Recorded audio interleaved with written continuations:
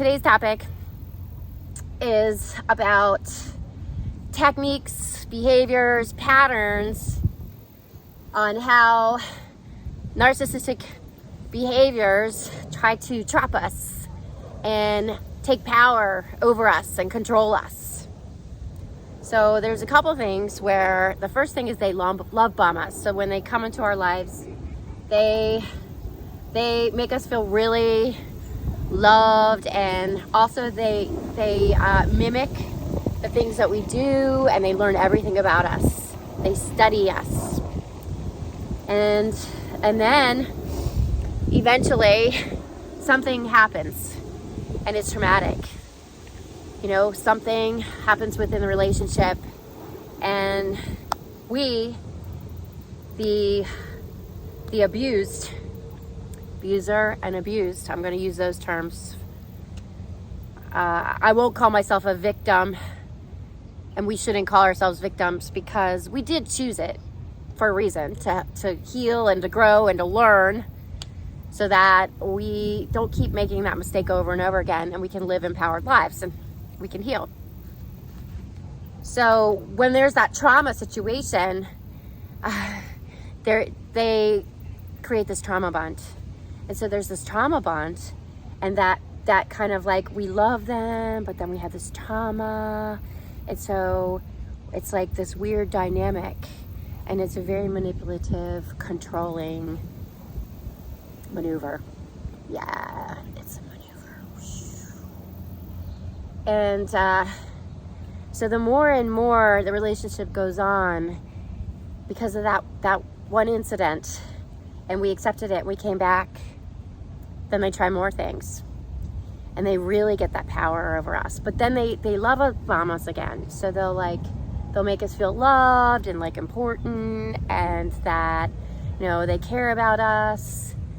But then something else will happen, and they keep pushing the limits to see how far we will go, and if we keep coming back. And if we're not aware of these things, like myself, so I'm a narcissistic abuse survivor, by the way. I've had multiple narcissistic relationships in my life. Never knew anything about it, but I finally, because it was kept happening in my life, I'm like, what is with these people? And I started to see patterns about their childhood, like they didn't grow up with a father, something traumatic happened to them when they were young. And so they create these defense mechanisms where they won't get hurt, but they hurt others, and then they have a lack of empathy. It's kind of crazy, guys, but it's a real life stuff. So I went from watching my ex back on YouTube through learning, experience, curiosity, diving deep, like being a detective, like my little microscope, like what is going on? This is not normal. And if you don't know, I'm a spiritual practitioner. I'm a transformation coach, spiritual practitioner, Buddha yoga instructor. And so, you know, I'm trained to know that when we come into this earth, in these bodies on this earth now, we're perfect, whole, and complete. But shit happens to us. And that's what's going on with these abusers. They had traumatizing childhoods or events. And because of that, they built up these defenses, these techniques to protect themselves so they don't have to be hurt. And they escape, and they don't care, like, who gets in the way, or, you know, what happens. They don't care about the other person. All they want to do is compact the situation, push it away like it never happened, and move on. And it doesn't matter who gets hurt. It is... As an empath, if you're an empath, most likely you are if you're watching this, or maybe you're a narcissist or have narcissistic behaviors, either or. I hope that my goal is to shed some light here on the situation, because, you know, the people that I've been with, I love them. I want them to live their most amazing life. I want them to go to therapy and heal, but I have no control over that. And if they don't see it, they don't see it. And there's this path. and they hurt people. And I know they're not happy. They're hurting inside. Like, literally, how many times is it going to take for them to, like, destroy lives? For them to open up their freaking eyes? Like, seriously. But you know what? Everybody's on their own journey. You know? And honestly, like, life is way too short. Way too short to not be happy and to not live your best life. So how do we live our best life?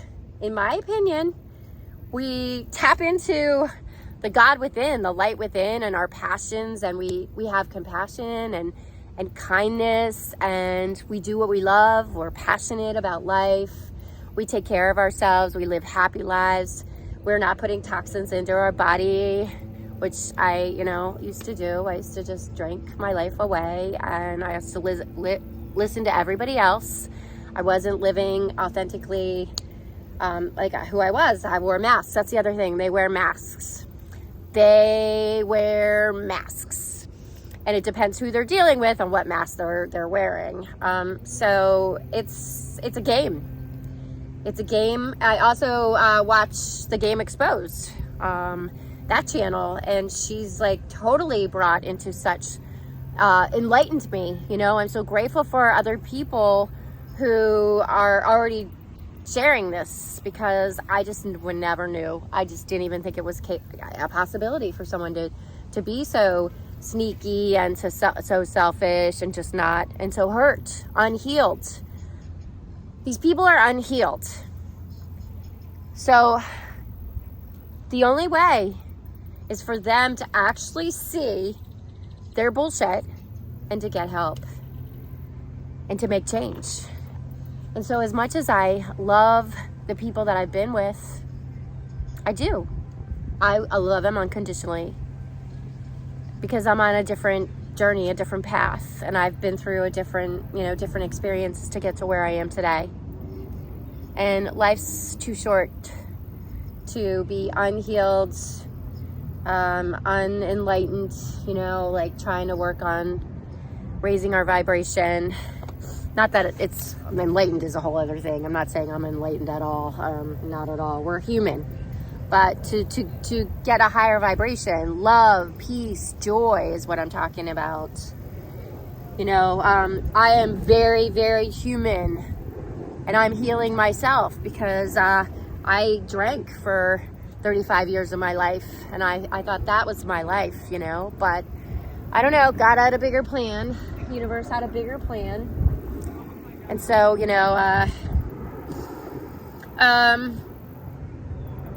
so then once they get bored, there's a discard. They start to seek out new supply. They start to change. Oh, there was what do you call those crazy bugs? The lantern. He was on my knee. He's right there next to me.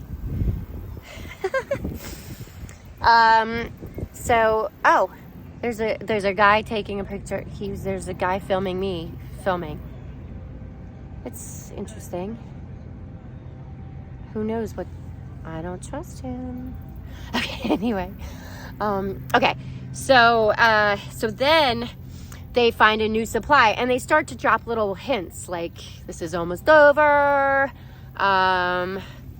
And this is just my experience. It's all going to be different per person. It's, every situation is different. Every person's different. It's seen through different eyes. None of us are the same, but there are general patterns. And so then, and they never make you feel like you're actually like protected in any way. The trust issue is never really there. The trust issue is never there. And I was so blinded in the beginning, like the first couple of relationships that I had, I just didn't know, so I drank. But this last one, I was sober, and I finally woke up to all this weirdness.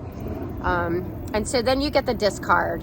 And then what they do is they push their buttons so that you freak out. And this is just one tactic. There's different ways. But they push your buttons to get you upset. So it's more like you're leaving the relationship, so they get that guilt-free situation. And then they'll just block you. So they block you and they silence like it's like nothing. Like, they don't give a crap. Don't give a crap. Like, it's insane. It's all ego-based, like, bullshit. It's so toxic. So the relationships that, if any of this resonates with you, just run. No contact, run. You are so much more worthy. You are so worthy. Like, crazy, you know? Like, don't let anybody have power over you. No, it's so toxic to our souls. It makes me so sad that I allowed this. And like, I had major things happen in my life when I was with these people. Well, no, not when I was drunk so much, but like this last one, I had major events, like life-changing events, like a lot of them when I was with this person. And also, they never apologized. I think maybe twice. And then when I told them, when the end was near, I told them, you never apologized. Blocked, silence. But then they always bounce back. So then, yeah, they just want to hurt you as much as possible because they want you to beg them to come back. It's crazy. So that, you know, they're in control. It's a total crazy manipulative control freak mode. And then, eventually, they come back and they hoover you and they try to reel you back in, and you're like a side supply. And they always want to keep you on a side supply. It's just like really, really crazy manipulative. And I'm not a psychiatrist. I'm not anything. I'm just a human that's been affected by this. And I want to make you guys really aware, like, I'm just sharing my experience. And, you know, in AA and recovery, you know, I share my experience, strength, and hope. And unfortunately now, there's a guy with a kayak. Unfortunately now, I feel like there's another one of those things. I'm freaking out. Unfortunately now I'm adding that to my list of things that I can help people with. I never thought that would be a thing that I'd be adding. I thought I would just be working on my recovery and spirituality and my vibration and helping people in that way, transformation, you know, wellness. But now there's a whole new world to explore and to share and to help others. So I hope this did help. If you have any questions or anything, or want to share in the comments, definitely feel free. You can find me on all social media, on TikTok, Instagram, Facebook. I'm all, and Pinterest even. So if you have anything to share, let me know. And I hope to see you on the other platforms. Have a beautiful rest of your day.